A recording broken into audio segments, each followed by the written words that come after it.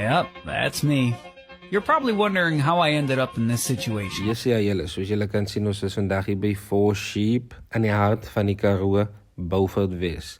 Hulle location is daar bo, agter die tronk, maar as jy van die Noord-Kaap of van Nielspoort se kant af kom, dan is hulle voor die tronk. Langs een spur, hulle het slushpuppies, verskillende roomhuise, daar kan jy sien, daar is 4 groot mensdrankies daar, R25 'n shot vir by jou slushpuppy, ons het dit nog nie getry nie, van ons was uit met die kinders. Maar daar is 'n verskeidenheid. Eerst ons sit ook daar, so as jy gou vinnig am Kaap toe ry, jy kan jou kar volmaak, jy gaan lekker seating terwyl jy wag, en dan kan die kinders so 'n ijskrimpie eet. Daar is die volledige menu. Menu has 'n verskeidenheid. Ons het die waffles on 'n stick getry, sowel as die corn dogs. Vir service kan ons vir die anti-10 gee, baie vriendelik. Die plek waar hulle werk is baie skoon.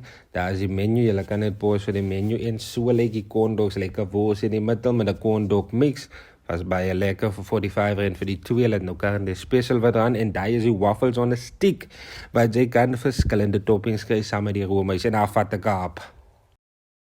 Dit was besonders, die ijskrim was verskriklik lekker, en dan ek het die Estos gevat met die chocolate sauce, net so wenner vir my. So as jy in die Karoo is die definitief 'n plek om mee te check.